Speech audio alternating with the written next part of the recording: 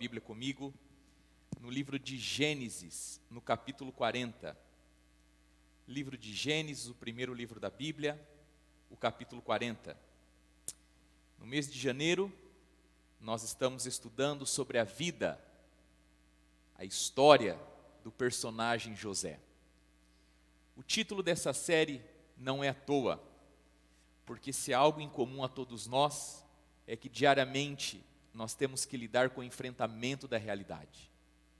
Nesta manhã eu quero falar a você quando a vida nos dá mais do mesmo. E você com certeza vai perceber maior sentido nesse título à medida que a mensagem for desenvolvida. Nesta manhã, queridos, ao ler o capítulo 40, nós vamos notar alguns princípios de Deus ao lidar conosco em situações críticas e complexas. Mas antes de entrar na história de José, eu quero relembrar você a promessa de Apocalipse 3, verso 11. Eis que venho sem demora, breve Jesus voltará. Gostaria de dizer para você nesta manhã que o propósito de estarmos aqui é o estudo da palavra do Senhor. Nós estamos aqui para estudarmos, entendermos e aprendermos da palavra do Senhor. O pregador e a sua mensagem é apenas um pequeno prego a segurar, a suportar a palavra do Senhor. E o peso da mensagem tem que ser da palavra. Eu amo a Bíblia e acredito nesta manhã que ao abrir a Bíblia e pregar a Bíblia, o Espírito Santo, através do processo de iluminação, irá ajudar você a entender aquilo que Ele mesmo revelou aos profetas e todos os escritores da palavra do Senhor. Quero encorajar você a tomar a sua Bíblia, a abrir a sua Bíblia e atentamente você acompanhar comigo aquilo que nós estudaremos nesta manhã. Gênesis capítulo 40, nós vamos ler do verso 1 até o verso 8. Diz assim a palavra do Senhor. Passadas estas coisas, aconteceu que o mordomo do rei do Egito e o padeiro ofenderam o seu senhor, o rei do Egito. Indignou-se Faraó contra os seus dois oficiais, o copeiro-chefe e o padeiro-chefe, e mandou detê-los na casa do comandante da guarda, no cárcere onde José estava preso. O comandante da guarda pô-los a cargo de José, para que o servisse, e por algum tempo estiveram na prisão. E ambos sonharam, cada um o seu sonho, na mesma noite, cada sonho com sua própria significação. O copeiro e o padeiro do rei do Egito, que se achavam encarcerados. Vindo José pela manhã, viu-os, e eis que estavam turbados. Então perguntou aos oficiais de Faraó, que com ele estava no cárcere da casa do seu senhor: por que tendes hoje triste o semblante? A quem eles responderam, verso 8: tivemos um sonho, e não há quem o possa interpretar. Disse-lhes José: porventura não pertencem a Deus as interpretações? Contai-me o sonho. Antes de nós continuarmos, querido, eu preciso relembrar e deixar claro a você alguns pontos a respeito da vida e da história de José. O primeiro deles, nós estamos falando de alguém que é consagrado, convertido e fiel a Deus. Nós estamos falando de uma história onde nós notamos que José, ao sofrer o problema do mal na sua vida, não sofre o mal ou não passa pelo sofrimento em decorrência de algum pecado seu, ao contrário. O mal e o sofrimento na vida de José é decorrente da sua fidelidade. Nós vimos na história de José que Deus tem um extraordinário poder e Ele é criativo a fim de transformar o mal em um bem. Nós notamos na história de José até aqui que existe um caminho de prosperidade diante da absoluta e restrita fidelidade a Deus. E queridos, nós notamos na semana passada que na história de José Deus se apresenta com uma fidelidade consistente, enquanto José entra na história apresentando uma fidelidade persistente.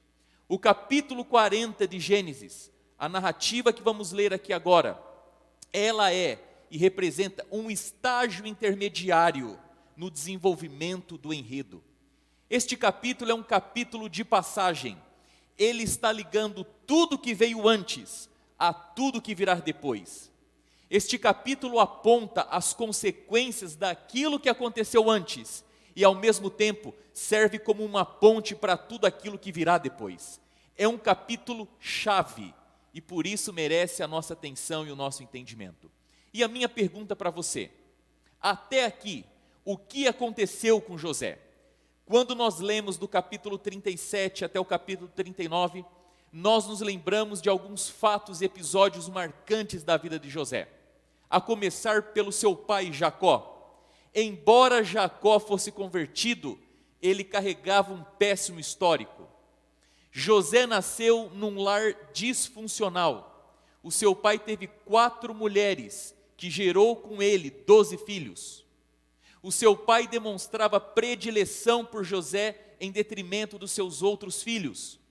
Essa predileção gerou no coração dos seus irmãos inveja e, consequentemente, raiva. José teve 2 sonhos. Os seus irmãos tramaram matá-lo. José é vendido como escravo para uma caravana de ismaelitas em direção ao Egito. Lá no Egito, José é comprado por Potifar, oficial do faraó. José se torna o administrador dentro da casa de faraó. Tudo é confiado a José, menos a esposa de Potifar. A esposa de Potifar tenta seduzi-lo, mas José resiste bravamente. José, de forma injusta, é lançado no cárcere e na prisão. Isso é o que vem antes do capítulo 40. E o que vem depois do capítulo 40? Depois do capítulo 40, nós temos os sonhos de Faraó.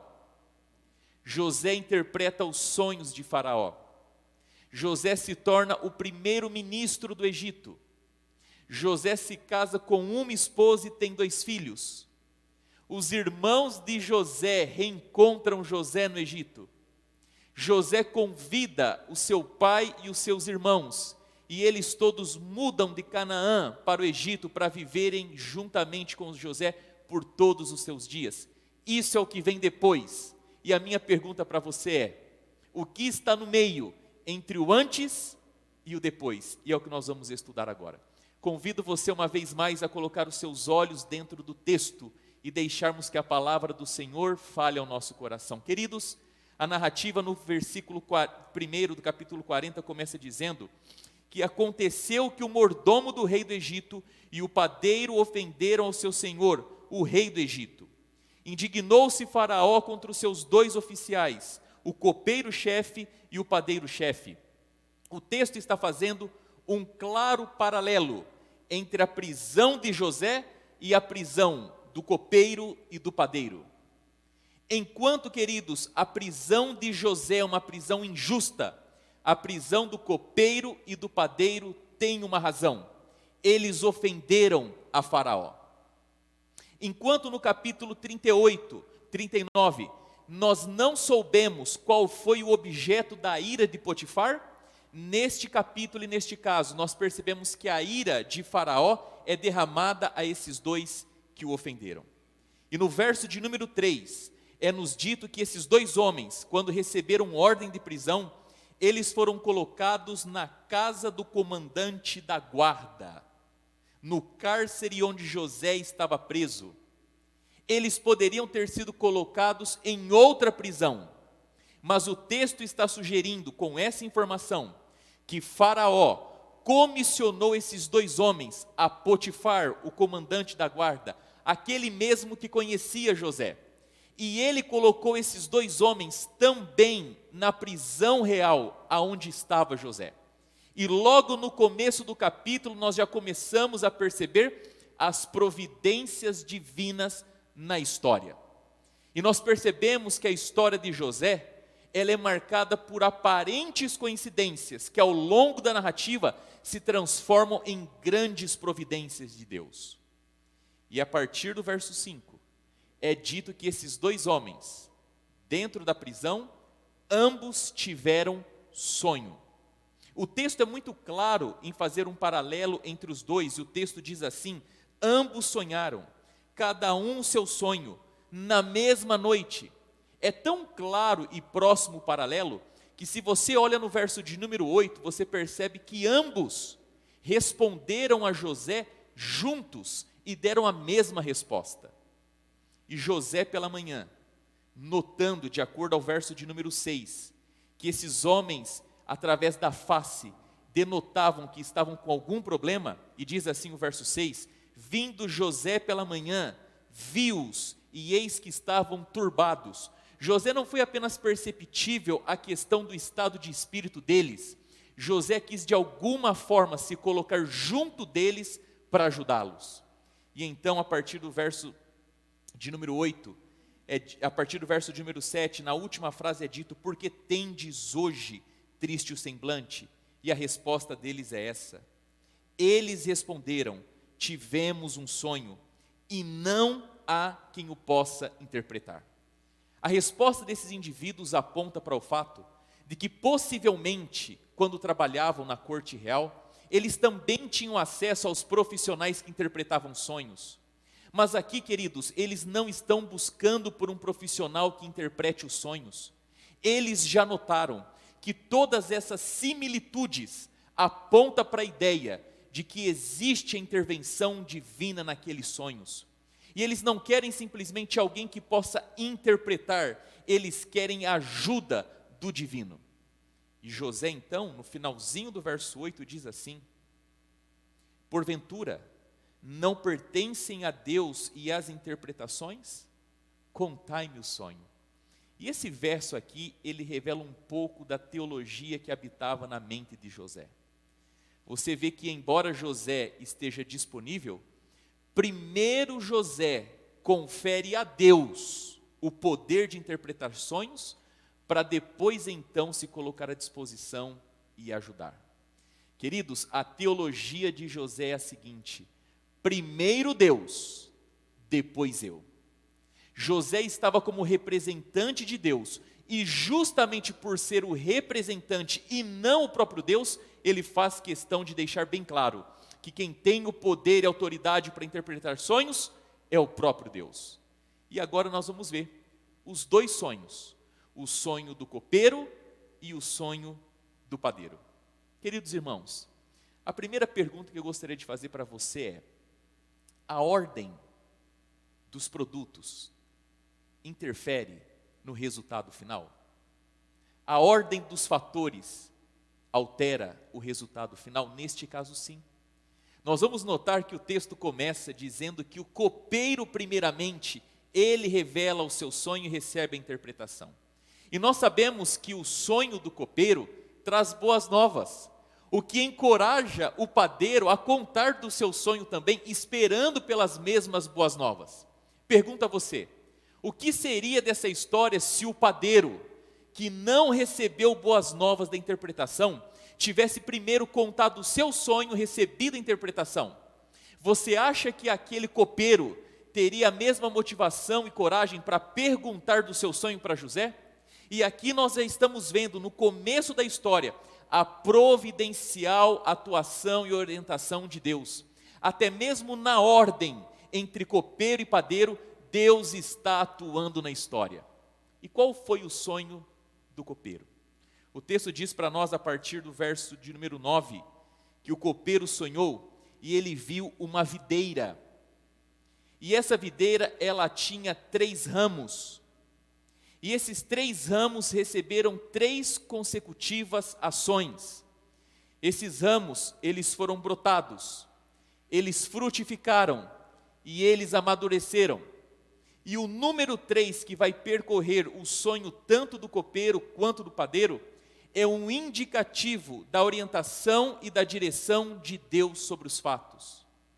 Acontece, queridos, que depois José dá ainda a interpretação, porque ele percebe que o número 3 significa a questão do tempo em 3 dias. As 3 ações que ocorrem entre a videira de ser brotada, frutificada e amadurecida. As 3 ações no sonho que revelam o que aconteceu do servo, do copeiro, ter pego nas suas mãos aquela uva, espremido aquela uva e ter dado a Faraó o suco daquela uva, mostra que em 3 dias ele seria novamente colocado na sua função, ser liberto do cárcere. E o número 3 aparece em 3 atitudes ou ações sucessivas. Ele seria reabilitado, reintegrado e ele daria novamente o rei a beber. Acontece, meus queridos, que no verso 14, depois que José conta a interpretação do sonho, José diz assim a ele: porém, lembra-te de mim quando tudo te correr bem, e rogo-te que sejas bondoso para comigo, e faças menção de mim a Faraó e me faças sair de casa. Existem 2 expressões que merecem a nossa atenção nesse verso. A primeira expressão é correr bem. Essa expressão correr bem, ela vem do hebraico o itab, que vem da raiz tob, que significa bom, que significa um pleno estado, um conceito de felicidade. Em outras palavras, José está dizendo para ele: quando você estiver desfrutando da felicidade, quando você estiver desfrutando das coisas boas, por favor, não se esqueça de mim. Acontece, querido, que você tem que concordar comigo, que muitas vezes na nossa vida, nós assumimos a nossa felicidade e as coisas boas que vivemos como garantidos a nós, como se naturalmente isso deveria vir a nós porque nós somos merecedores. Mas eu preciso de lembrar você nesta manhã, que todo o nosso espírito de felicidade, todas as coisas boas que nos ocorrem, nós devemos primeiramente dar glórias a Deus por isso. E com certeza, o nosso estado de felicidade, de bem-estar, gozarmos das coisas boas, também nos fazem devedores disso para com alguém. E uma outra expressão que precisa da nosso olhar é a expressão bondoso. Sejas bondoso, que excede, que significa graça. José está dizendo para aquele copeiro: haja comigo de forma graciosa, porque assim como eu não recebi graça e fui preso aqui, você recebeu graça e foi colocado para fora daqui. Assim como eu não fiz nada por merecer por estar aqui, você não fez nada que merecesse receber a libertação. Por isso, quando você estiver lá fora, gozando da felicidade das coisas boas, lembre-se da graça que foi dada a você e use dessa mesma graça que não foi dada a mim para comigo. E o verso de número 15 termina a parte em relação ao copeiro dizendo: porque de fato fui roubado da terra dos hebreus e aqui nada fiz para que me pusessem nesta masmorra. E a palavra masmorra é a palavra bor, e essa palavra bor significa poço.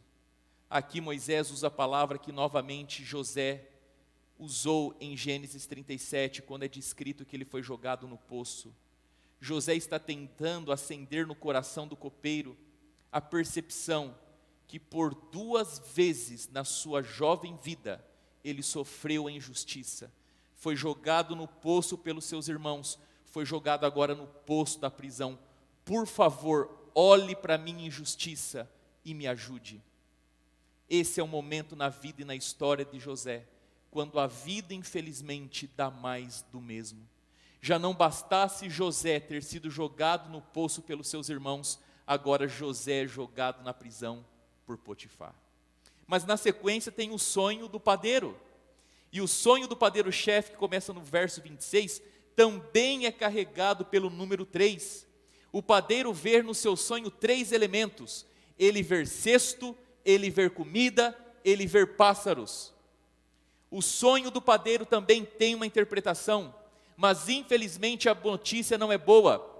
O padeiro teria a sua cabeça cortada, pendurada, e as aves comeriam da sua cabeça, significando então que depois de 3 dias, era esse o fim da sua vida. E a partir do verso de número 20, nós temos realmente o que aconteceu. No 3º dia, que era aniversário de nascimento de Faraó, deu este um banquete a todos os seus servos, e no meio destes reabilitou o copeiro-chefe e condenou o padeiro-chefe. Ao copeiro-chefe reintegrou no seu cargo, no qual dava copo na mão de Faraó. Mas ao padeiro-chefe enforcou como José havia interpretado. Nós notamos então que todas as informações dos sonhos, elas tinham uma relação com a interpretação dada por José. E depois de 3 dias se mostra que a interpretação oferecida por José era a interpretação de Deus. Realmente aquilo que ele havia dito aconteceu. E o último verso do capítulo 40 termina dizendo assim, Gênesis 40, 23, escute só. O copeiro-chefe, todavia, não se lembrou de José, porém dele se esqueceu. Eu vou ler para você como termina o último verso do texto novamente. Eu chamo você a se atentar a cada detalhe daquilo que está escrito na Bíblia. O copeiro-chefe, todavia, não se lembrou de José, porém dele se esqueceu. Assim como na minha Bíblia existe a palavra todavia, na sua Bíblia também deve haver a palavra todavia ou alguma similar, algum sinônimo. Gramaticalmente se falando, o que a palavra todavia está fazendo no texto? Qual que é a função gramatical da palavra todavia dentro de um texto, querido? A palavra todavia, ela é uma conjunção coordenativa, adversativa.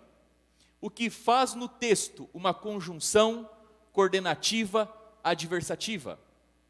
Uma conjunção coordenativa, adversativa serve para ligar 2 pontos a partir do contraste entre eles. O texto está dizendo para nós que enquanto o copeiro foi solto, José continua preso. Que enquanto o copeiro desfruta da felicidade das coisas boas, José está preso. Que enquanto o copeiro recebeu graça, José está preso. E o texto, se você notou, por 2 vezes ele remete à ideia de esquecimento. O texto diz que o copeiro não se lembrou de José, porém dele se esqueceu. O texto está dizendo para nós, queridos, Moisés está trabalhando de forma a nos colocar a ideia de que possivelmente o copeiro não empregou esforço a fim de ajudar José. E a situação de José dentro da cadeia é percebendo que de forma obrigatória ele terá que terminar os seus dias ali. Imagina só, o texto está dizendo que no coração de José ele terá por impressão que terminar por obrigação os seus dias na prisão. E agora eu tenho uma pergunta a te fazer.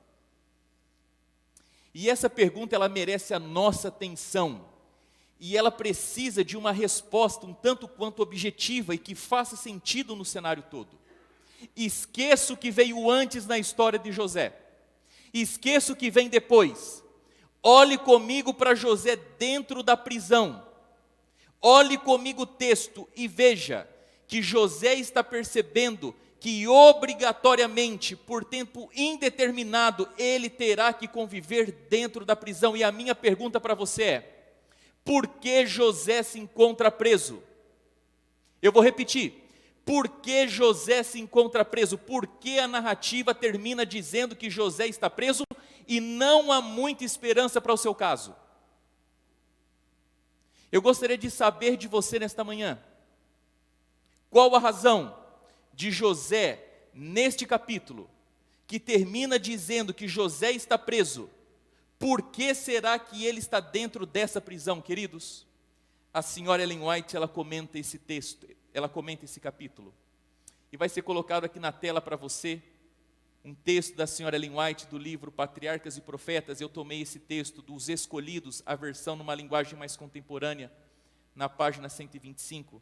Eu peço aos amigos da mídia que, por favor, me ajudem aqui. O texto apareceu, muito obrigado. E o texto diz assim: o verdadeiro caráter de José brilhou mesmo na prisão. Os anos de serviço fiel que havia prestado foram pagos da maneira mais cruel. Porém, ainda assim, não ficou deprimido ou perdeu a confiança. Ele tinha paz e deixou seu caso nas mãos de Deus. não ficava pensando nas injustiças cometidas contra ele e procurava aliviar as tristezas dos outros. Mesmo na prisão, encontrou um trabalho que poderia fazer. Deus o estava preparando na escola da aflição para um propósito maior. E ele não se recusou a receber a disciplina necessária. Aprendeu lições de justiça, simpatia e misericórdia que o prepararam para usar com poder, sabedoria e compaixão. E eu pergunto a você, por que José termina na narrativa do capítulo 40 como preso? Por que ele está na prisão? E a resposta objetiva e direta da senhora Ellen White falando desse texto é a seguinte: José estava preso porque Deus o estava preparando para um propósito maior. Por que José está na prisão? Porque Deus o está preparando para um propósito maior. Mas ela acrescenta um outro detalhe fundamental para essa ideia. Como que Deus, na prisão, está preparando José para um propósito maior? Através da escola da aflição. Através da escola do sofrimento. Queridos, eu preciso novamente relembrar a você algumas coisas sobre o personagem e a vida de José. José era um homem convertido. José era um homem consagrado. José era um homem fiel. Eu preciso lembrar a você que o mal e o sofrimento na vida de José não é em decorrência de nenhum pecado seu. Ao contrário, o mal e o sofrimento na vida de José é decorrente da sua inegociável e absoluta fidelidade. Eu preciso lembrar você que Deus tem poder extraordinário e criativo para transformar o mal em bem. Eu preciso te lembrar que há um caminho de prosperidade para aqueles que não negociam a sua fidelidade para com Deus e para com as coisas de Deus. E eu preciso dizer a você, querido, que Deus permitiu e deixa que José esteja na prisão por 2 anos, porque José está sendo preparado para um propósito maior. E a escola que vai forjar José para esse propósito maior é a escola da aflição, a escola do sofrimento. Muito tem se falado sobre o fim da sociedade ocidental. Muito se tem discutido os rumos dessa sociedade, que fora fundada sobre os preceitos judaicos cristãos, no direito romano e na filosofia grega. Alguns chegam a dizer que nós estamos vivendo o fim do Ocidente, devido a questões climáticas, devido a questões de ideologia de gênero, devido às questões políticas, devido ao declínio religioso.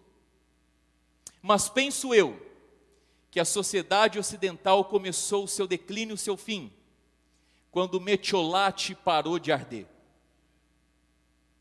Quando a escada se tornou rolante, quando a bicicleta se tornou elétrica, quando vamos ao banheiro e logo que entramos as luzes se acendem, a tampa do vaso se levanta, o assento é aquecido, nos convidando então para sentarmos no trono. Essas analogias simplesmente refletem um pouco do espírito do nosso tempo. Tempo o qual nós vivemos em busca do máximo de conforto e prazer possível, evitando a todo custo, todo incômodo e sofrimento. E queridos, nesta manhã, eu estou falando a uma geração que foi criada com ovo maltine, pera, andando de meia, pisando no carpete, brincando de Lego, que não suporta 1 segundo de incômodo, quanto mais de sofrimento. Mas queridos, escutem só, no cristianismo, o sofrimento, ele tem um propósito. Por isso que você não o ignora. Ele é importante. Muitas pessoas não têm ideia. Mas sabe por que um cristão não apoia a eutanásia? justamente porque para o cristão o sofrimento não deve ser evitado a todo custo. Você vai tentar evitar o sofrimento, você vai lutar contra o sofrimento, e é isso mesmo, mas não a todo custo. Tem um porquê do sofrimento estar ali. O sofrimento na vida de um cristão tem um propósito, e o cristão abraça o sofrimento por causa disso. Você não procura o sofrimento, você não quer o sofrimento, e a ideia é essa. Mas quando Deus permite que o sofrimento venha e chegue até você, você deve sofrer bem, para a honra e glória do Senhor, para um bem à sua própria vida, pois por incrível que pareça, o sofrimento na vida de um cristão pode lhe fazer muito bem. Mas infelizmente, em nossos dias o sofrimento não tem sido um meio para a construção do caráter, ao contrário. O sofrimento tem marcado o fim do caráter de muitos.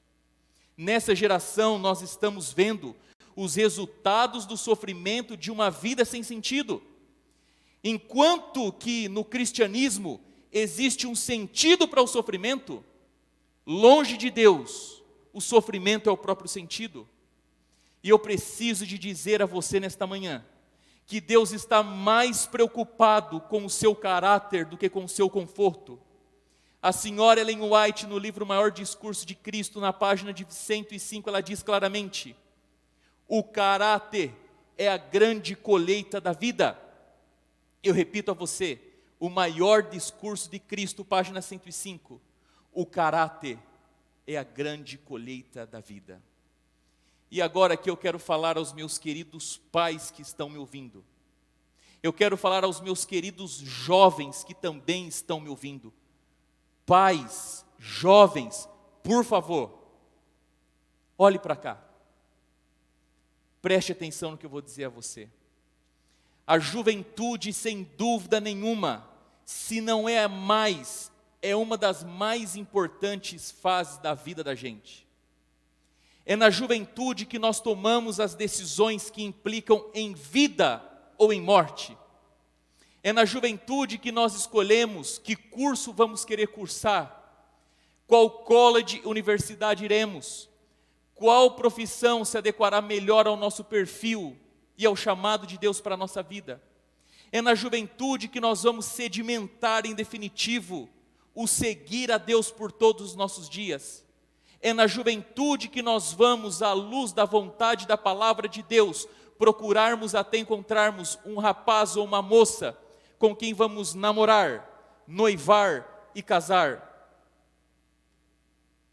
Essa semana eu me deparei com uma mensagem de Billy Graham. Se não foi o maior, foi um dos maiores evangelistas do século passado. Pregou nos 5 continentes. Certa vez perguntaram para Abraham Lincoln: escuta, sorry, não é Abraham Lincoln, Billy Graham. Quando você chegar no céu, qual vai ser a sua primeira pergunta ao Senhor Jesus? Ele então responde: Senhor Jesus, existe algum outro mundo caído que o Senhor poderia me enviar como evangelista? E Billy Graham, falando aos pais e à juventude, ele diz o seguinte: eu percebo que quando prego o evangelho e apresento o evangelho como uma mensagem desafiadora, e apresento o desafio de tomar a cruz de Cristo e segui-lo, os jovens respondem: eu quero, eles querem. Mas se apresentamos o evangelho como uma mensagem fácil, eles não se interessam. Esse é um dos problemas atuais, pois nós estamos tentando por nós mesmos tornar a mensagem do evangelho uma mensagem fácil de se viver. Queremos tornar fácil o chamado para seguirmos a Cristo.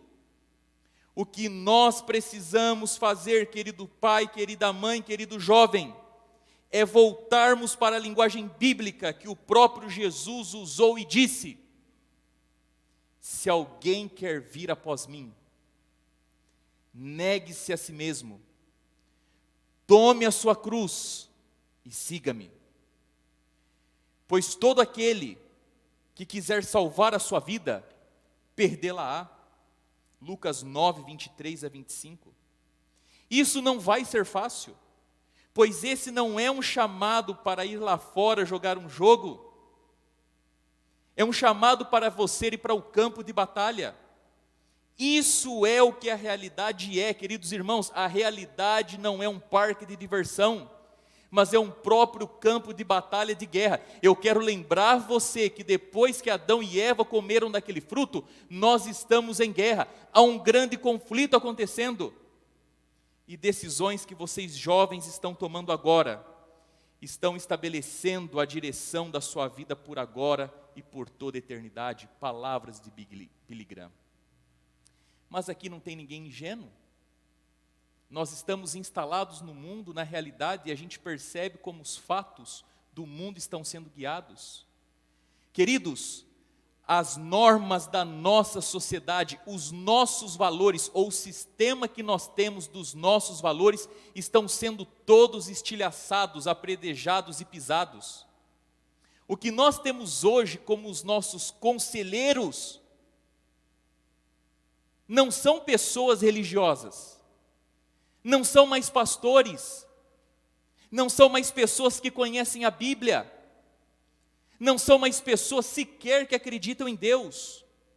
O que nós temos hoje como nossos conselheiros, são pessoas que estão se assentando na frente das câmeras nos talk shows, são os youtubers, são os cursos vendidos nas plataformas online, são os influenciadores de Instagram, e essa gente toda está vindo para cima e para frente de nós, e eles estão omitindo opinião sobre tudo e sobre todos, e dizendo à luz da experiência deles o que é certo e o que é errado.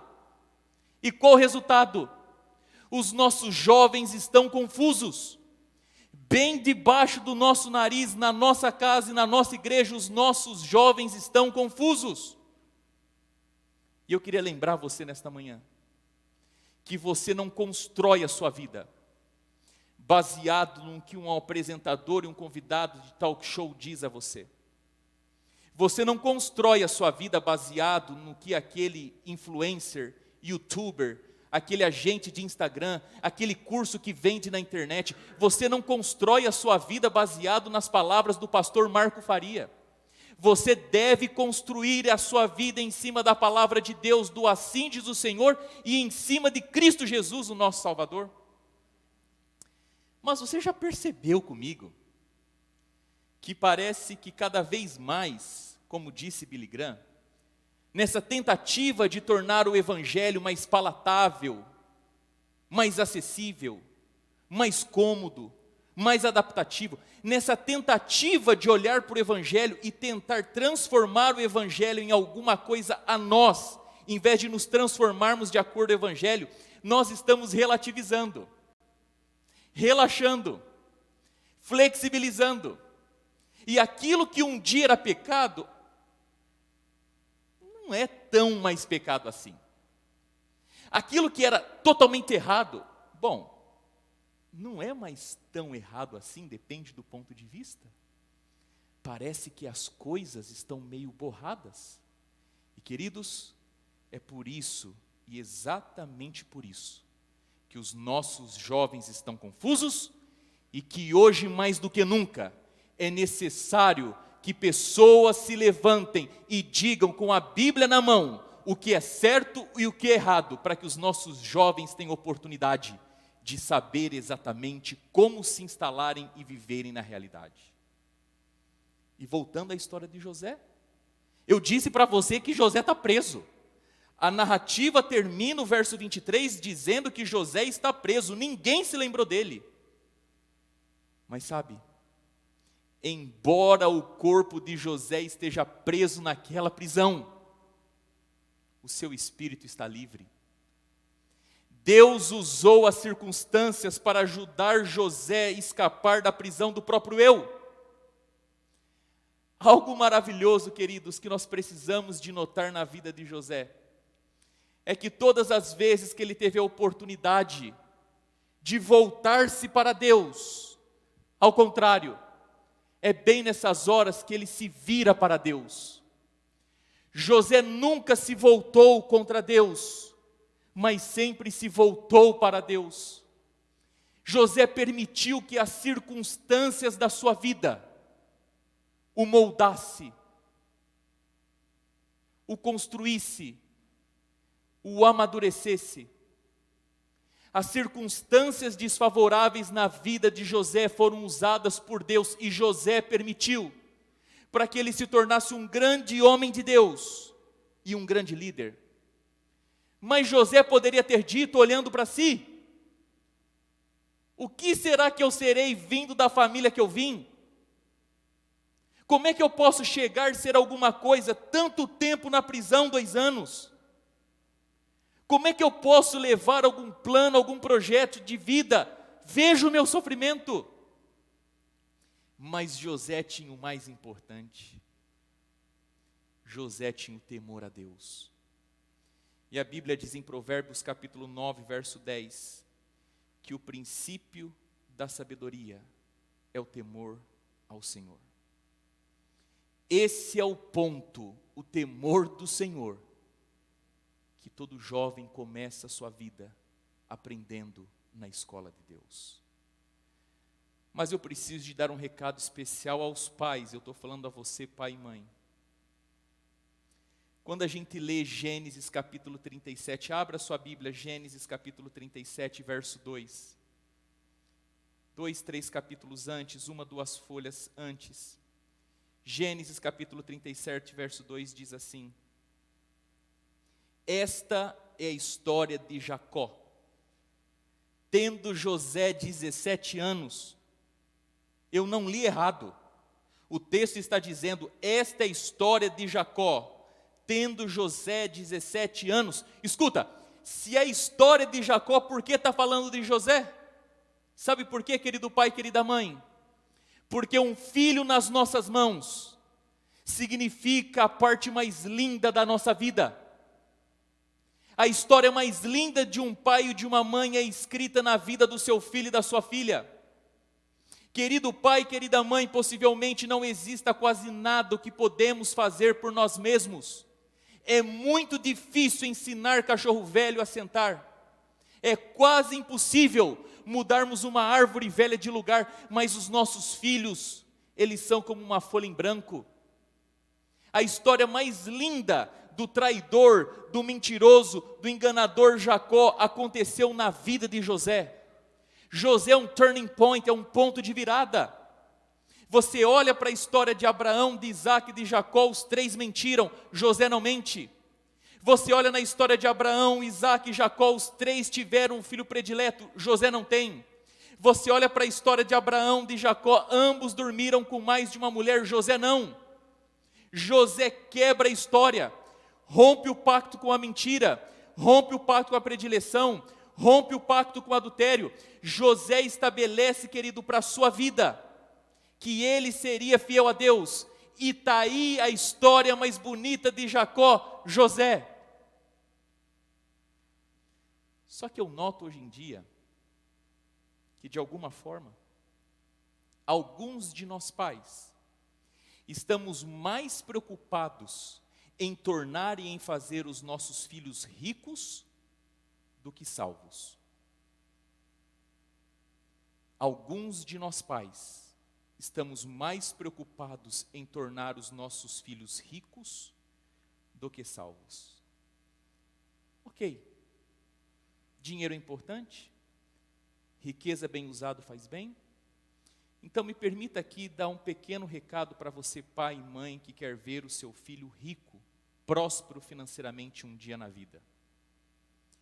2 tentações que nos vêm quando nós tentamos pensar à luz de uma vida rica. Nós queremos parecer ricos e nós queremos fazer aquilo que os ricos fazem. 2 preocupações: parecer rico e fazer o que os ricos fazem. E eu preciso te lembrar nesta manhã, quanto mais você tenta parecer rico, mais pobre você fica. Quanto mais você tenta parecer rico, mais pobre você fica. Querido pai, querida mãe, querido jovem, viva com aquilo que você tem.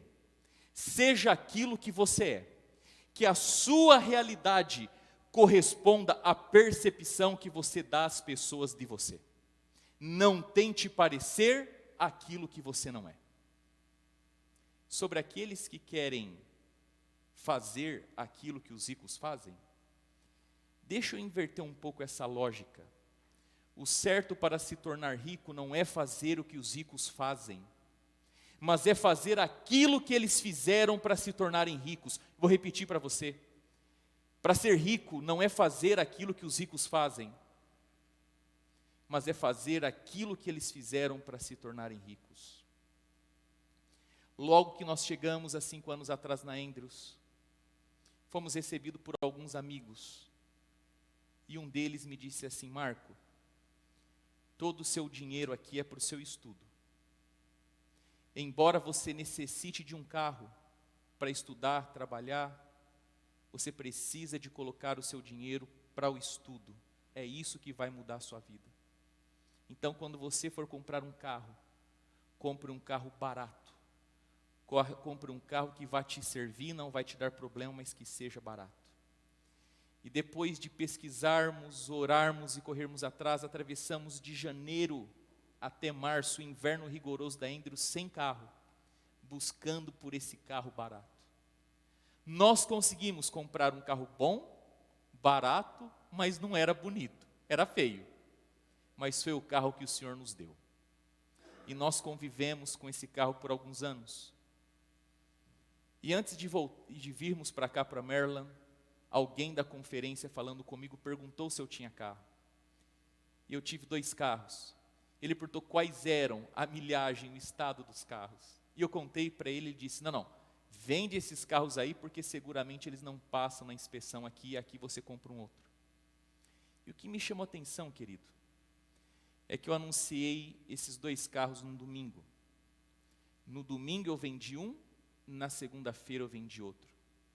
2 carros velhos, funcionavam bem, nos transportaram em tudo, para tudo, mas velhos.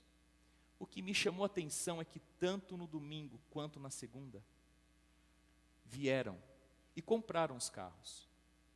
2 famílias americanas. Na verdade, no domingo, um pai com um filho, na segunda, um outro pai com outro filho.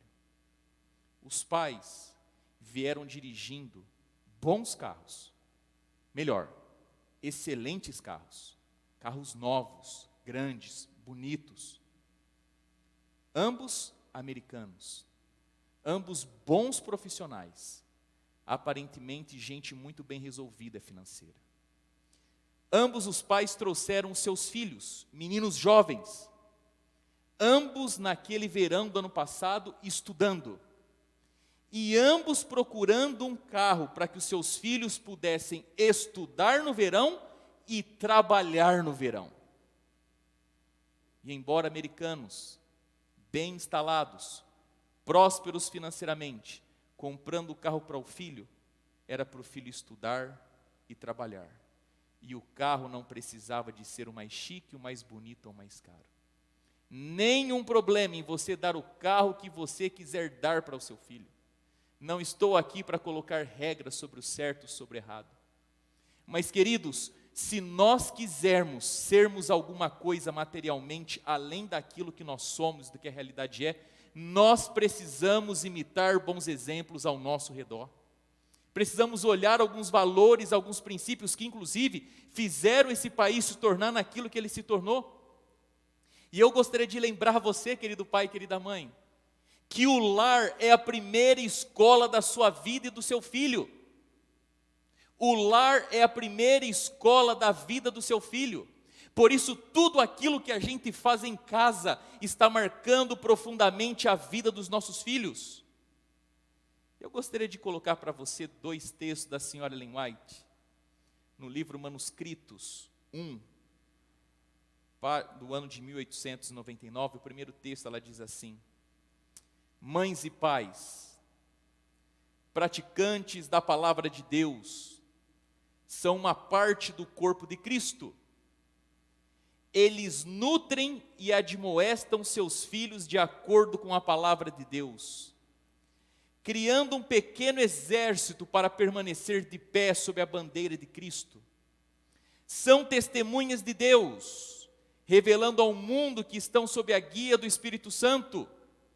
Cristo é o seu modelo e eles educam seus filhos para conhecerem a Deus. A senhora Ellen White começa dizendo: eles nutrem e admoestam seus filhos de acordo com a palavra de Deus. Queridos, nós não nutrimos os nossos filhos com os livros seculares, com os estudos das universidades, com os cursos de internet, com a opinião dos youtubers, com as fotos e os vídeos de Instagram. Nós nutrimos e alimentamos os nossos filhos com a palavra do Senhor. Nada contra você ler, se orientar, mesmo com autores seculares. Nada contra você ir na internet e pesquisar. Nada contra você buscar orientação em pessoas que são profissionais das diversas áreas. Mas o fundamento, a base, é o assim diz o Senhor, alicerçado juntamente com os escritos da senhora Ellen White. Nós nutrimos os nossos filhos com a palavra de Deus. E ela diz que nós estamos criando os nossos filhos para um pequeno exército, querido pai, querida mãe. Nós não criamos os nossos filhos para viver na terra de Peter Pan ou no Alice do País das Maravilhas. Nós criamos os nossos filhos para viver dentro de um contexto de grande conflito. Nós não criamos os nossos filhos dentro da Disneylândia. Nós criamos os nossos filhos dentro do contexto do bem e do mal. E ela termina dizendo: Cristo é o seu modelo. Pastor Werner, muito obrigado. Cristo é o nosso modelo para tudo, pastor. Cristo Jesus deve captar a nossa atenção, os nossos olhos, o nosso imaginário. E ela termina dizendo: Ele é o modelo e eles educam seus filhos para quê? Porque nós educamos os nossos filhos para conhecerem a Deus. Queridos, nós não educamos os nossos filhos para se tornarem ricos. Lembre-se, Deus está mais preocupado com o seu caráter do que com o seu conforto. Nós educamos os nossos filhos para conhecerem a Deus. E o último texto, ela diz assim: homens e mulheres que determinaram servir a Deus buscarão dirigir suas famílias de modo a poderem corretamente representar a religião de Cristo. Escute só, pai e mãe. As crianças serão ensinadas a ser caprichosas e úteis, a partilhar das tarefas do lar, não permitindo que os pais levem qualquer carga que eles mesmos possam levar. Assim, a porção da mãe e do pai se torna mais suportável. A família inteira compartilha das bênçãos da laboriosidade de seus membros. Querido pai, querida mãe, sabe esse meninão, essa meninona que está na sua casa? Querido jovem, é com você que eu estou falando. A senhora Ellen White, em palavras claras, diz que nós devemos ensinar os nossos filhos a assumirem responsabilidades dentro da nossa casa e do nosso lar. Papai e mamãe, se você não ensinar hoje o seu filho a carregar o fardo dentro da sua casa, no futuro, o seu filho e a sua filha serão o fardo dentro da sua casa. Os nossos filhos devem aprender a tomar responsabilidade nas diversas tarefas do lar, desde as mais simples e pequenas até as maiores e de maior importância e valor. A nossa casa tem que ser um lugar onde, ao mesmo tempo que nós erguemos um altar ao Senhor, seja um lugar para trabalharmos para o Senhor e uns para com os outros. Fato é que muitos de nós e os nossos filhos, e assim espero eu, jamais pisaremos numa prisão. Mas é no desconforto de começar a vida logo cedo, assumindo responsabilidades, que Deus está criando e formando grandes homens e mulheres para este mundo e para a eternidade.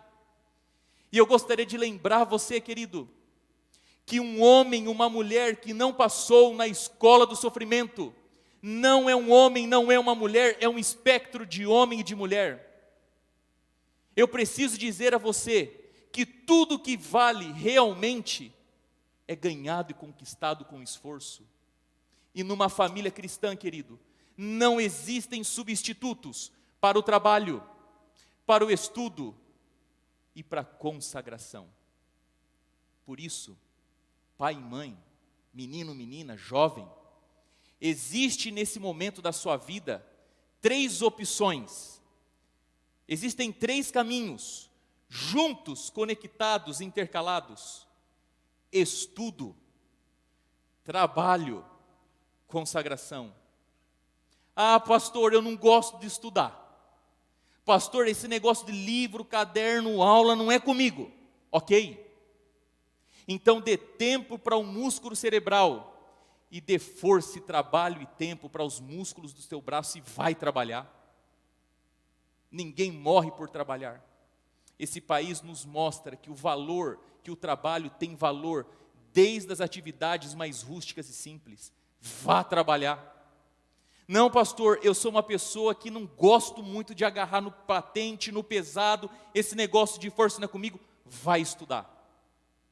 Deixe que as suas mãos toquem a suavidade das folhas dos livros. Que os seus olhos possam ver textos e mais textos, contas e mais contas, cálculos. Vai estudar.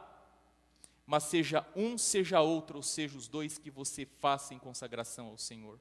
Queridos, nesta manhã eu preciso dizer para você e responder a pergunta: por que José foi parar na prisão? José foi parar na prisão porque Deus o estava preparando para um propósito maior.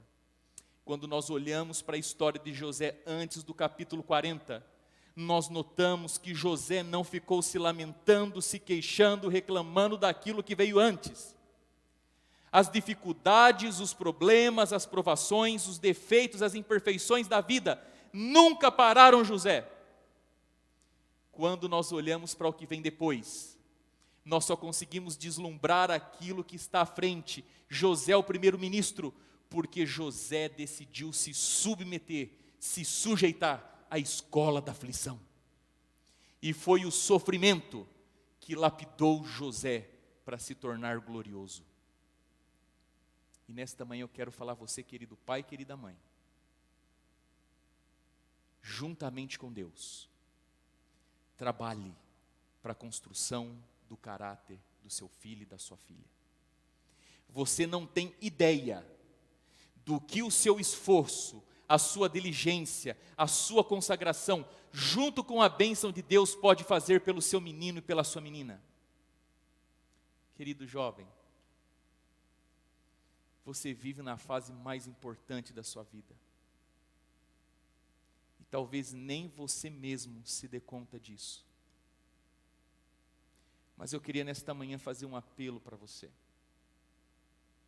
Primeiro, consagre a sua vida ao Senhor. Ao começar o seu dia, recorra à palavra de Deus. Ore ao Senhor. Peça que o Espírito Santo esteja na sua vida e sobre você. O temor do Senhor é o princípio da sabedoria. É aí o ponto de partida para todas as bênçãos da sua vida. Querido jovem, menino, menina, e enquanto eu falo aqui para a frieza da câmera, alguns nomes, rostos desta igreja começam a passar aqui na minha mente. Por favor, estude. Aproveite a chance e oportunidade que Deus te deu, estude. Não estou falando para você tirar 6 com honra, um B+ que te aprove, estude. Busque o máximo que você pode. Deus é contigo. Trabalhe. Junte dinheiro. Coloque um alvo para você. Pare de perder tempo com coisas que não constroem o teu caráter e o teu futuro. Não ame aquilo que não pode te amar de volta. Abandone, querido jovem, as amizades que não promovem para você coisas boas. Sirva, trabalhe na sua casa. Ajude os seus pais. Apoie os seus pais. E você vai ver que está dado a fórmula para você ter uma vida abençoada e próspera. E nesta manhã eu quero orar por todos da nossa igreja. E especialmente por você, que embora não seja jovem, está passando pela escola da aflição. Está passando pela escola do sofrimento. Para você que está num caminho intermediário, entre muita coisa que já aconteceu e outras que você não sabe, mas estão por vir. Mas que para todos nós possamos nos sujeitar, nos submetermos a Deus, para que Ele possa construir o nosso caráter. Quero convidar você a fechar os seus olhos, dobrar os seus joelhos e nós orarmos juntos ao Senhor.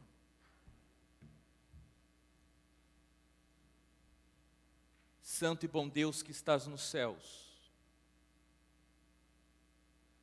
o capítulo 40 de Gênesis diz para nós que para aqueles que são convertidos, consagrados e fiéis, ainda que tudo que veio antes é injustiça, é maldade, é mentira, é inveja, é fruto de um lar disfuncional, isso não terá poder na vida daqueles que realmente estão nas tuas mãos. O capítulo 40 nos diz que, embora o sofrimento seja forte, a provação seja grande, isso não tem a palavra final. O capítulo 40 nos diz que quando a vida nos dá mais do mesmo, desse mesmo o Senhor pode fazer muito. É o que a gente vê na história de José a partir do capítulo 41. Eu estou falando aqui a pais que tem dentro de casa os seus filhos. Deus, ó Deus, derrame o teu Espírito Santo na vida desses pais. Que eles possam alicerçar a vida e o ministério deles como pais na Bíblia, no espírito de profecia, e depois então esquadrinhar as várias e outras oportunidades, mas sempre começando e convergindo com assim diz o Senhor. Deus, eu estou falando para meninos e meninas, para além das minhas palavras, que o teu Espírito Santo fale a eles e com eles. A gente sabe que tem horas que o pai pode gritar, que o pastor pode pregar, que o livro pode dizer, mas em última análise tem coisas que é só através do Espírito Santo do Senhor, por isso os visite. Visite esse irmão, essa irmã que estão vivendo agora na escola da aflição. Suporta eles. Apoie eles, carregue eles, se presente com eles. Deus, que assim como José, todos nós venhamos a nos virar a favor do Senhor, jamais darmos costas para o Senhor. E por favor, construa o nosso caráter à semelhança da tua verdade, da tua palavra. Dá-nos a tua bênção, ó Deus. Abençoe esta igreja. Abençoe os indivíduos, as famílias, usa-nos para a honra e para a Tua glória, abençoe tudo que temos pela frente, Deus, em nome de Jesus, amém e amém. Queridos, eu desejo a todos vocês um bom e feliz sábado, que a partir da sua casa a bênção do Senhor esteja contigo. Nosso próximo encontro é quarta-feira no nosso culto de oração, depois sexta-feira no culto manancial. Que Deus te abençoe. Um feliz sábado.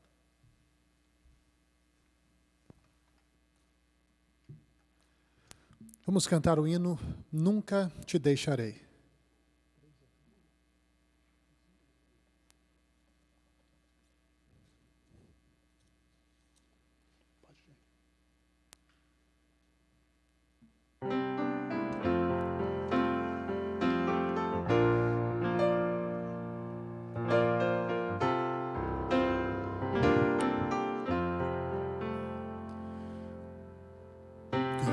é grande, doce a promessa do Salvador Jesus, nosso Rei, ao que confia em sua graça.